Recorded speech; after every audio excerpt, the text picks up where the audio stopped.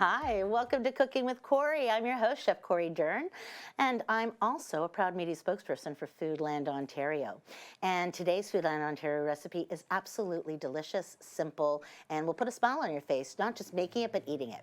Today we are making strawberry basil ricotta toast. Yum! Every single word in that sentence is fantastic. Strawberries from Ontario, Ontario basil, Ontario ricotta, and then toast. I've decided to go with a beautiful toasted naan for this recipe. You can find this recipe at foodlandontario.ca. And as I'm always saying, with every recipe, you are the chef at home. You get to decide how much you want to put in it. If you don't want to do, Ontario strawberries, use a different kind of beautiful, Ontario fruit. Or do a mixture of Ontario fruits or berries on it. It's totally up to you. So this recipe is really straightforward, very, very easy. As you can see in front of me, I've got some beautiful Ontario strawberries. I've got some ricotta from Ontario. I've got some basil as well.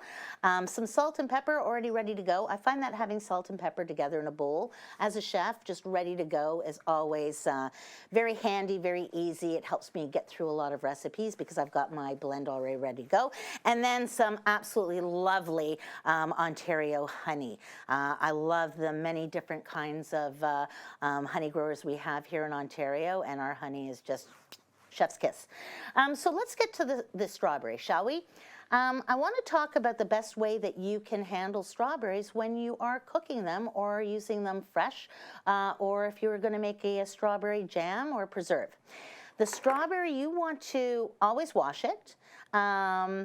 And it doesn't mean just running it under cold water. You want to submerge it in some cold water and make sure that you wash your strawberry. And then, before you even start the wash of the strawberry, you want to make sure you keep this intact. You should always wash your strawberries completely intact. Don't hull them like I'm about to do or take out the center, because when you wash them, when you've hulled them, then they're going to break down a lot faster and they're going to get really mushy. So what I've done is I've washed these strawberries completely intact, and now it's going to make sure that when I'm cutting them, they're going to be nice and juicy. So it's totally up to you. You can do a hull, which is where you take the point of your paring knife and you kind of just put it on an angle in the center here. And boom, there you go. You got your beautiful little strawberry ready to go. Or you can take your strawberry and then just go to the very top of it, cut off that top. The reason we hull them is because you can see right here in the center, there's a part that's a little bit bitter. And so when you hull it, it's this part right here. When you hull it, you get rid of that bitter, and it's just a yummy and tangy, tart strawberry flavor. I challenge, and that's how you would do that one. I've seen people take straws and just poke a straw right through the bottom and the top and hull it that way. If you have an interesting hulling story, I'd love to hear it. By all means, write in and say, this is how I core my strawberry. Hull is just another way of saying coring, and that's what I'm doing. I didn't want you to be confused because I'm Cori and I'm coring. It looks really quite lovely. I'm going to do a couple more because they are beautiful, and I don't think anyone out there, I challenge you to argue this point with me. Ontario strawberries are the best strawberries in the world.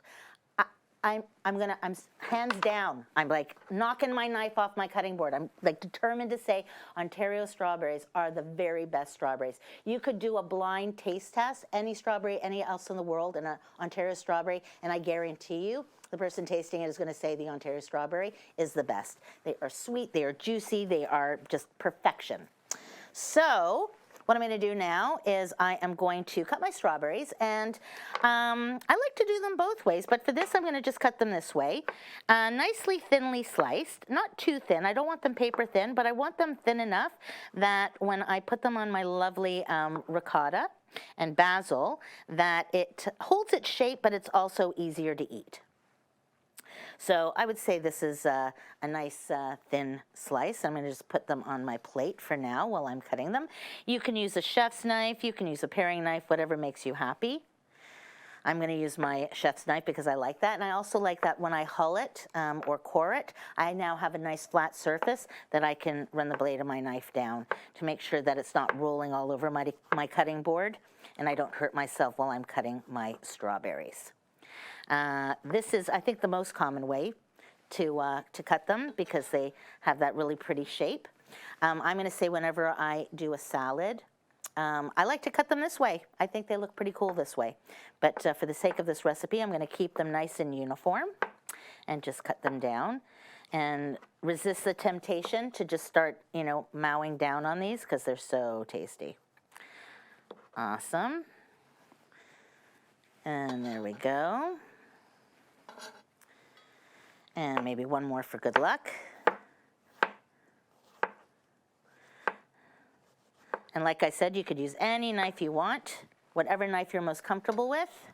There we go. So we've got our strawberries right there. And right here I've got my gorgeous ricotta, and I've got some fresh basil leaves. And so I'm going to do what's known as a chiffonade, and I'm just going to roll that basil up, and then take my chef's knife again, and then just do a nice little chiffonade right through. And this is a beautiful recipe. Again, if you want to check this recipe out, you can go to foodlandontario.ca. And if strawberries aren't your thing, then go and look at the seasonal availability guide at foodlandontario.ca, and it'll tell you what else is in season that you can make this beautiful ricotta toast with. So I've got my basil in here. I'm going to take a pinch of salt and pepper and just add it to this. How lovely is that?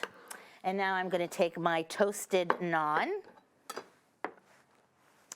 and I'm going to take a nice generous scoop of the ricotta and basil. It smells so beautiful, so fragrant.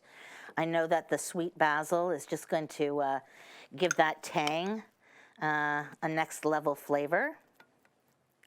Here we go. And now I'm going to take my beautiful strawberries and just place them on my ricotta and basil, just like this. So gorgeous. There we go. And now for the very end, I'm going to take my honey and high up, and I'm just going to do a nice little drizzle. There we go. And if I want to get really fancy, I'm going to take my strawberry here, and I'm just going to cut it not all the way through, but almost all the way through, and then just kind of turn it like this, and now I have a really pretty strawberry garnish to go with my absolutely gorgeous ricotta strawberry basil dessert or breakfast or lunch snack, whatever makes you smile. Thanks for watching. We'll see you next time.